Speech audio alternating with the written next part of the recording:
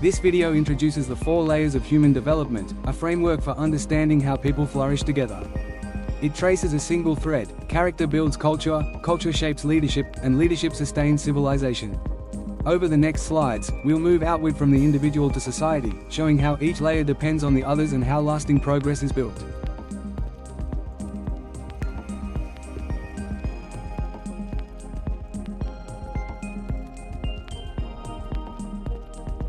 Human flourishing is never solitary. Individuals live within families, families within organizations, and organizations within societies that shape the next generation. These relationships are dynamic and mutually reinforcing. Lasting progress can't come from institutional reform alone, nor from personal growth in isolation. Enduring prosperity depends on strengthening all 4 layers together, each building on the one before it. This raises the central question: how do human beings create flourishing communities that last over time? The answer isn't found in psychology, management, economics, politics, or sociology alone. It lies in how all of these interact. This framework brings them together, viewing human development as one connected system rather than a set of separate disciplines.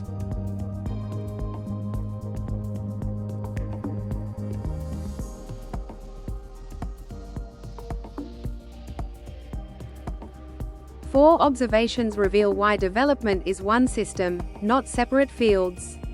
An organization can't outperform the quality of its people. Families never exist apart from their surrounding communities. Societies can't rely on legislation alone to build trust and integrity. And capable individuals rarely reach their potential inside dysfunctional institutions. Together these show every layer depends on the others. Here is the model: 4 nested layers forming one hierarchy.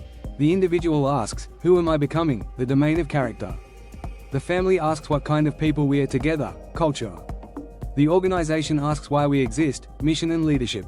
And society asks what we will leave behind, civilization. Each layer builds upon the strength of the one beneath it.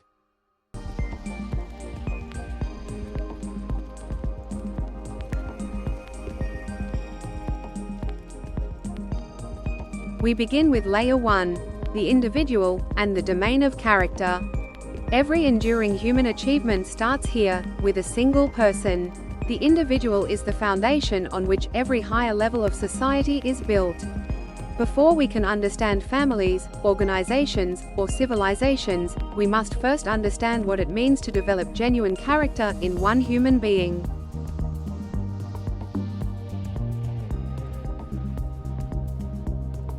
Character runs deeper than personality or reputation. Personality is how we naturally tend to act.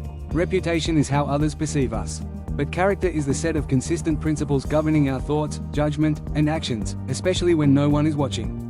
It develops gradually. Habits become behaviors, behaviors become patterns, and patterns eventually shape our very identity.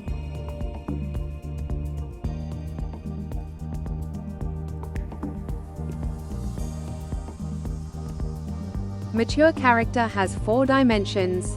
The moral dimension covers honesty, justice, compassion, and integrity. The intellectual covers curiosity, discernment, and the pursuit of wisdom. The emotional covers resilience, patience, empathy, and self-awareness.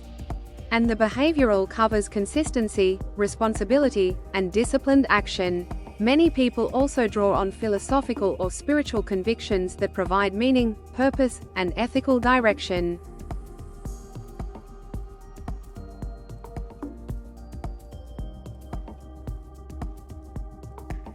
The guiding question, "Who am I becoming?" shifts attention from short-term achievement toward long-term formation. Success without integrity proves unsustainable. Competence without humility produces ineffective leadership. Intelligence without wisdom overlooks consequences. Character is the invisible infrastructure beneath every relationship and every responsibility we carry. It is quietly built long before it is ever visibly tested.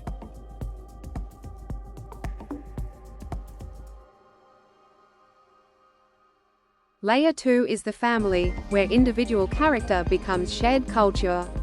The family is humanity's earliest and most enduring social institution. It is where personal values move beyond one person and become collective ways of living. As we'll see, families take the character formed in individuals and transform it into a culture that shapes everyone within them.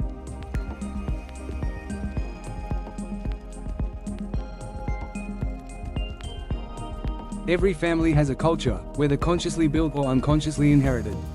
It emerges from repeated behaviors and shared expectations, how a family handles disagreements, shares responsibilities, addresses mistakes, and celebrates achievements. Family is where we first learn trust, cooperation, communication, responsibility, and belonging. These early lessons quietly shape how we later engage with the wider world.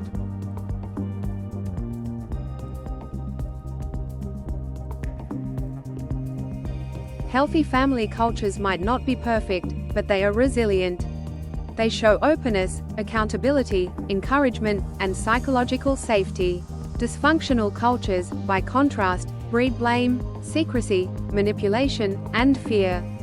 Because families transmit values between generations, they form the crucial bridge between personal character and the broader society, passing forward either strength or dysfunction to those who follow. Layer 3 is the organization, defined by mission and leadership. Organizations emerge wherever cooperation must scale beyond what individuals and families can achieve alone. They gather many people around a shared purpose. Here the central questions become, why do we exist, and how will we treat one another as we pursue something larger than ourselves?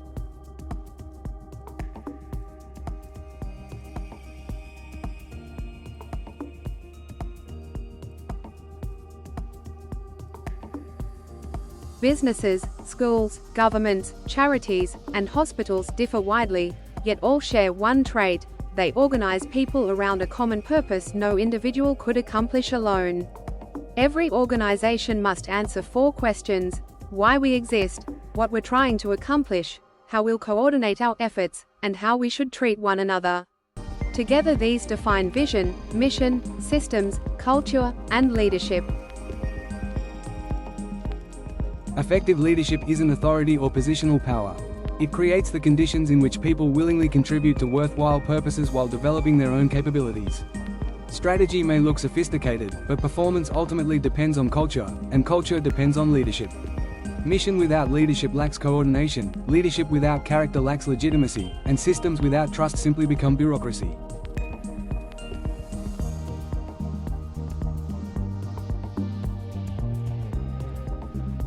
Layer 4 is the broadest: society and civilization. This is the accumulated web of institutions, values, customs, and knowledge developed across many generations.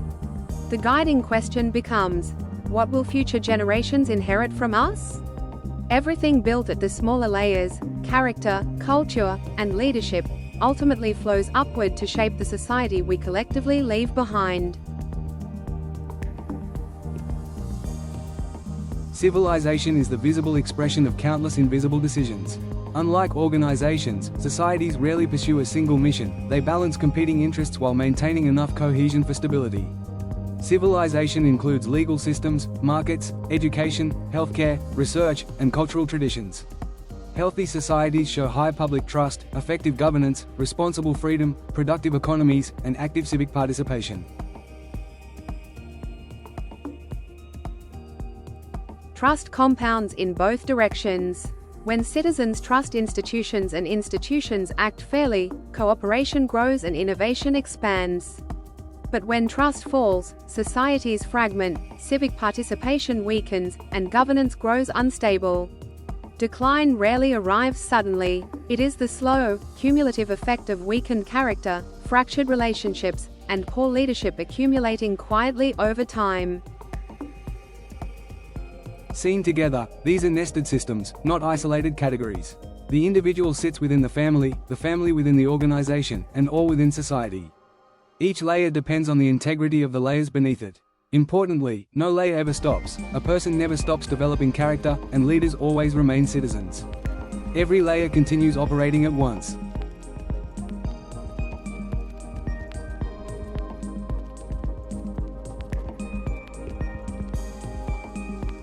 The relationship is circular, not merely hierarchical. Society shapes organizations, organizations shape families, families shape individuals, and individuals, in turn, renew society. Because influence flows both ways, reform can begin at any layer. Positive change at one level gradually lifts the others, which is why small improvements can ripple outward far beyond where they started. Leadership expands across every scale, its nature does not change. It begins with self-governance, leading oneself. It grows into stewardship within the family, then coordinating people and developing future leaders within organizations, and finally building effective institutions and public trust across society. The capacity to lead others is always rooted in the capacity to lead oneself.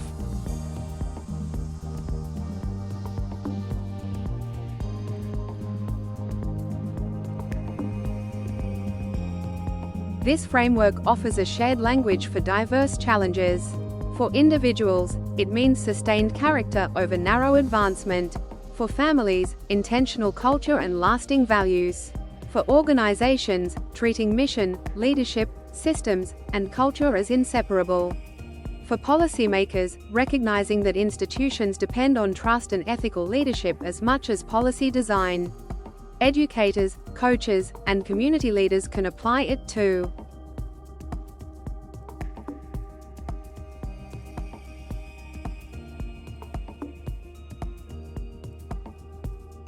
Development is a lifelong journey of expanding circles of influence. First, we cultivate character. Second, we contribute to family and close relationships. Third, we serve organizations with competence, integrity, and purpose. Fourth, we help strengthen the institutions future generations will inherit. These aren't rigid phases but expanding circles. As our influence grows, our responsibility naturally expands alongside it.